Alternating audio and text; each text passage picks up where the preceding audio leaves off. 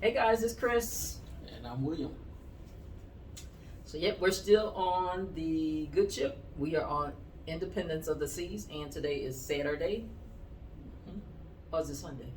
No, today's Sunday. Today's Sunday, yeah. Sunday, August 28th, 2020. I never know what day it is. August 28th, 2022. And tomorrow we'll be on Mariner of the Seas. So we just come to give you a few tips if you're going to do back-to-back sailings, or just some tips in general on this ship.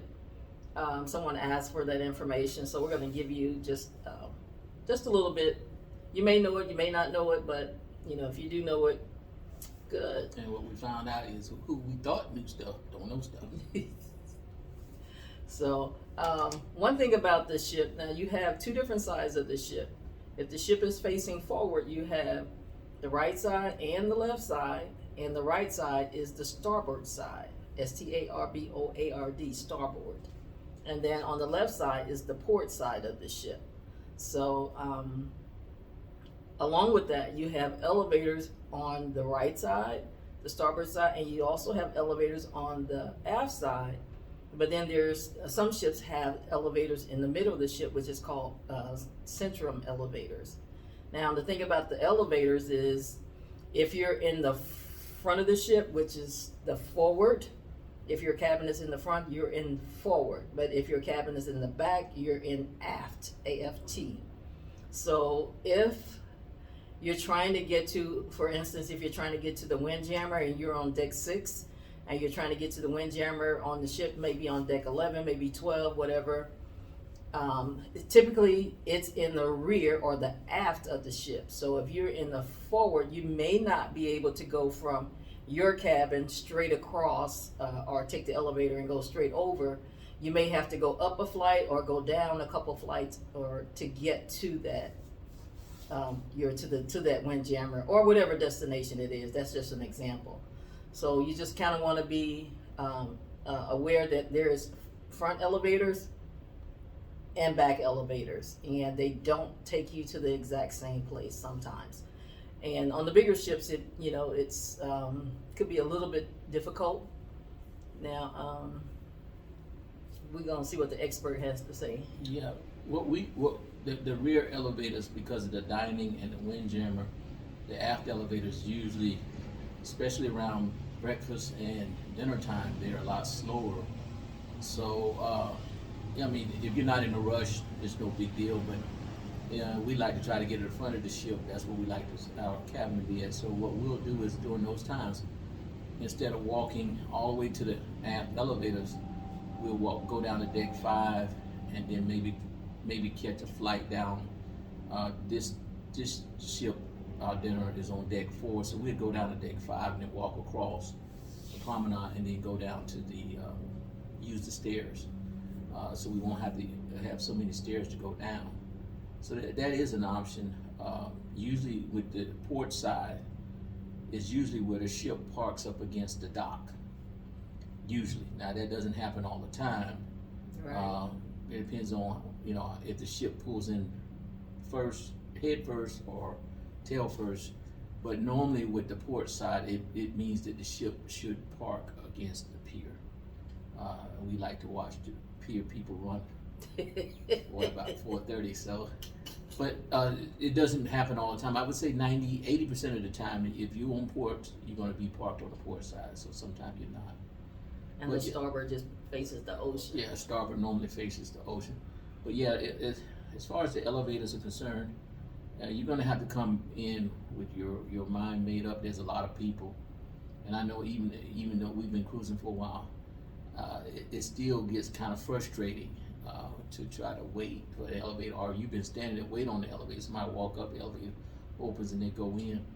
So you're going to have to pack your patience. Bring your patience with you. I'm not the one to always be talking like that because I'm still a human being. But yeah, you need to pack patience, especially now that the ships are back up to 100%. Yes. We got spoiled. Yes, we did. What else? And then let's talk about, I got a list here. Let's talk about the the shuttles and the airport transfers. So Miami is typically about, if you're coming out of Miami, it's about 15 minutes car ride from the airport to the cruise port. And Orlando, if you're coming out of Orlando, it's 45 minutes from the airport to the Orlando terminal, cruise port. So transfers usually cost about $30 one way one way per person. And Orlando could be a little bit more expensive. It just depends on what shuttle you take. We typically take the Royal Caribbean shuttle because when we book everything, we just book the shuttle and everything at one time. So that's when we do that, and we haven't had a problem. Now, 2 days ago when we were at leaving Miami going to Orlando, we almost missed the shuttle. We had about 15 minutes, and they said that was the last shuttle so for the day, but we did make it, and that's why we're here now.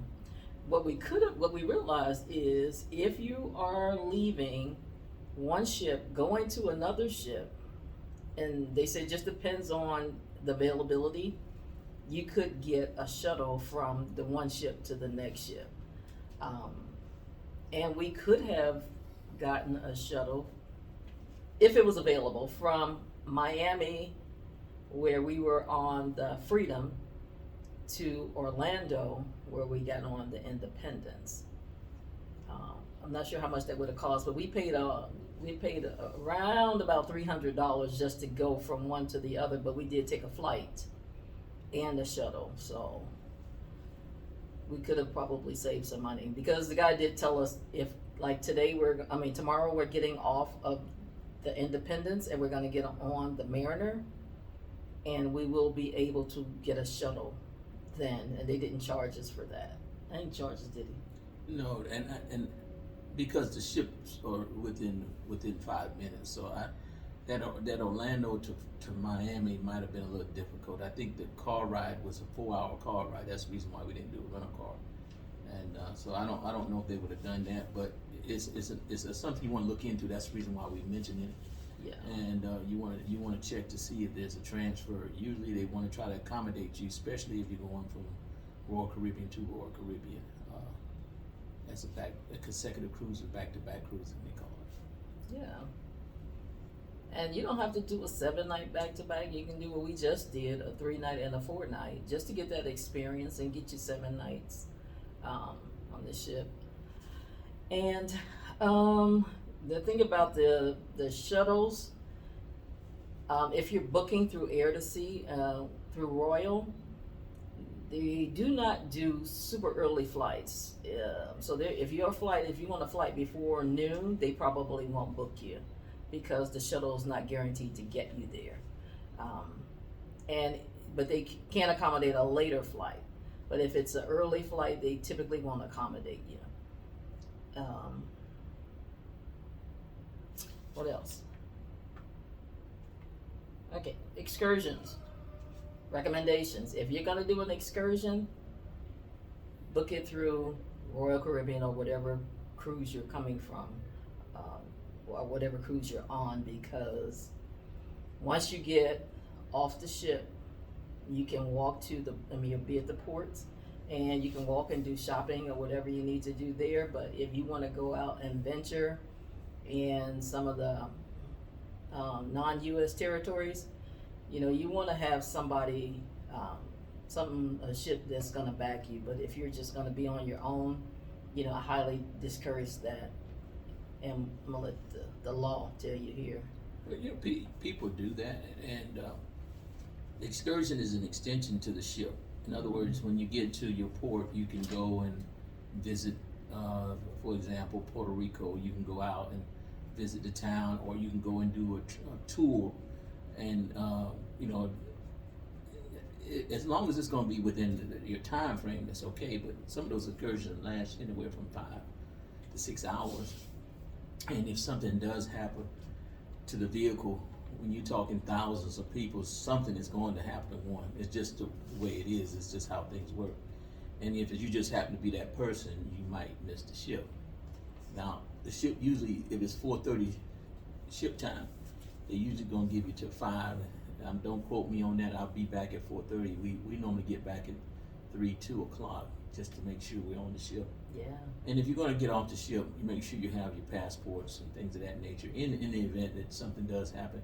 And we also want to encourage you to have some kind of credit card so that you can fly to the back home, because they're not going to reimburse you for that. Right. So you have to have the money to fly yourself back. And if you're not in the U.S. territories, you definitely have to have your passport. Yes. Now, we have one bit of disappointing news. We did not get the goods. We did not get our ship model. Okay, let's take a moment of silence. We did not get our ship model. They do not have them on Independence. Highly disappointed. You ever seen those kids that lay in the middle of the floor and just kick and scream? That's what I wanted to do. And somebody said, well, you go on a cruise. Now, we picked the Independence because we wanted to get the ship. We're trying to get every ship in the fleet. So we probably wouldn't have came. We've been on the Independence before. We wouldn't have came back on the Independence. It's an older ship. There's nothing wrong with the older ship. It's just that, and plus it's a 3-day 3-night, yeah. 3-night. It's a totally different environment with 3 nights. Totally different. Everybody's fast paced, and it's a party time, which it should be. But yeah, we didn't come. We came back on the Independence just to get the ship, because you can't get the ship unless you've been on the ship. So Yeah, disappointing, I know. we're trying to work out something though. Hopefully, Royal Caribbean can help us, accommodate us. I sure hope so. Well, let's give you our opinion on the cruise food. Let's start with the good. We had fish and chips. Fish and chips or chips? Fish and chips or something like that today. It was delicious. It was hot. It was hot. Anything hot for her is delicious. It was good. I couldn't eat it. I couldn't taste it because it was so hot. It was good. I mean, I had the fish and chips, and then we had a lobster roll. Yeah. It was good. The lobster roll, it was more, to me it seemed like it was like a tuna salad in a roll, but it was still good. I couldn't really taste lobster, but you know, but it was good. William had shrimp and chips. Fish and chips. And fish and chips. And the shrimp were good, he said. So that was good. So we give fish and chips, I would give them a 10. What would you give them? I give them a 10. I say 10 out of 10. Okay, that's good. Now, main dining room. We went there for breakfast. Did we do dinner one time? Yeah, we did dinner. Yep, did dinner. We did dinner. 3-night cruise. So we did dinner, and dinner was okay. Your steak was good. Steak was excellent. Okay, so here's the mixed part of that is, because we went to breakfast the next day, and it's like a breakdown in communication. I ordered bacon and 2 boiled eggs. I got the 2 boiled eggs and waited for the bacon, never came. And you had blueberry pancakes too, didn't you? Yeah, I ordered pancakes. They never came, so the guy came back later and said, is there anything else I can get you? I was like, yeah, how about that bacon? And then they kind of seemed a little discombobulated, so I don't know what was going on. It was like 6 or 7 of them standing in the middle of the floor conversing about something. I don't know what was going on. It was just, I don't know how to explain it. Yeah, we've never had that happen before, where they brought half of my order out. I think what they was thinking, that if we ordered too much food, and that if they brought out half our order, it gave us an opportunity. I'm trying to justify. That's what that's the only way that I can see you bring out half the order of food, and then tell you, okay, we're gonna bring the other half when we want to bring it. That's my opinion I got on that. So that has never happened before in any restaurant we ever eaten at, where someone brought, they bring the appetizer out, but they always bring the food out together, and that has never happened. Yeah. And I don't know if the guy was new or what, but my personal opinion on that one, I think they thought that they gonna give us the food when they wanted to give it to us. We don't need a diet coach on the ship. No. There's no diet coach on the ship. And we're just being real about what happened. And again, those things do happen. Yeah, because on the Freedom, breakfast was just smashing every time. It was on it. The food was on it. Whew. And now the Freedom had the whole ship had a whole different attitude. Different vibes. And it had a totally different vibe. And I think it is just based on who you work for. I work for a lot of people, and it didn't work, the crew doesn't work the same, but the Freedom had the whole ship had a totally different vibe. So that's from housekeeping to guest services to the restaurants to the food. It was just, on Freedom was out of this. We've met good people on this ship, though. But let's talk about the what we had. Windjammer. We had Windjammer. Mm-hmm. We had Windjammer for breakfast, and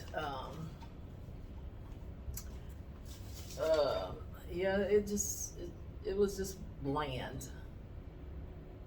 That's how I can explain it or describe it. It was bland. I won't say it was bad, because it wasn't bad food. It was just bland food. So I didn't really, can't go wrong with bacon, but the other stuff I had, it was just not, it wasn't, Give it a 5. I'll give it a 5. Yeah. I'll give it a 5. What would you give the dining room? What did you give to rate the dining room? I would say, because it was breakfast, and the breakfast was bad, but the dinner was good with the service, I would give the main dining room a 5 as well. A 6. 6? Because the food was pretty decent. I mean, the steak. Well, was the really dinner was good. Yeah, it was good. I think the server kind of was a little perturbed that we ended up getting that table, because the original table they gave us was to seat 10 people at it. And pro tip is that they will allow you to pick your table. Yep. And I'm pretty sure we did. Pick your table. You can pick your table when you book your ship, so you can pick your table beforehand. So go ahead and do that, and keep notes too, because we book so many cruises, we forget sometime what we had done, didn't do, or should have done. Yeah. So he says 6, so we'll give the dining room a 6 out of 10. And the Windjammer will give you a 5 out of 10. And then we had room service once. Well, of course, but room service. My quesadillas was good, so I'll say yours was a little rough. So we 6 or 7. I would say 7. It was just the bread was hard on the burger, and my fries were cold, not freezing cold, but they were cold. I had some chicken wings. So typically, not just because we want to eat all of that, but you're going to pay for it anyways. You may as well get 2 of whatever you think you might want, because in the event like the burger didn't work out, my chicken wings worked out. So speaking of pay, you're talking about $10 with the gratuities for room service. Yeah. So yeah, anytime you're paying for food, you want the food. The buffet, Windjammers, and things like that, you don't really expect the food to be top notch. But when you're paying for what you want it to be, you want it to be better than the Windjammer or the buffet food. Yeah. So it was good. Again, 3-night cruise on Independence. Super crowded. Super crowded. Tomorrow, NASA will be launching a rocket during the disembarkation, so they're expecting tons of traffic to be coming in. So they're getting us off the ship early. So usually they want people off the ship by 9. They're trying to get the people out of here by 8. They disembarking at 6:15. Yeah. To Super start early. super early, so they want everybody to try to be off by 8, so they get people back to the airport. But yeah, so we may get a double whammy. We may get a chance to see this rocket. Apparently, it's gonna launch while we're still on the ship because the ship won't leave until 4:30. So we might get a chance to see a rocket launch. So if we do, we'll get to film that. Yes. I didn't even think about that. Yeah. Yeah, because we 4:30. Yeah, because they talking about noon or something. Is right? it noon? I thought you said Well, I know they said the traffic is going to be out here early, so I would imagine. yeah. Hopefully they've been launch that missile by noon before 4:30. I would imagine that it would be before 4:30 because they well maybe not. People come out to see this kind of stuff 10 hours early. So I've never seen it, so hopefully we get a chance to film it if the ship leaves before launch. It's a beautiful day here at Coco Cay. You want to show them? Beautiful day. Turn the camera around. Beautiful day.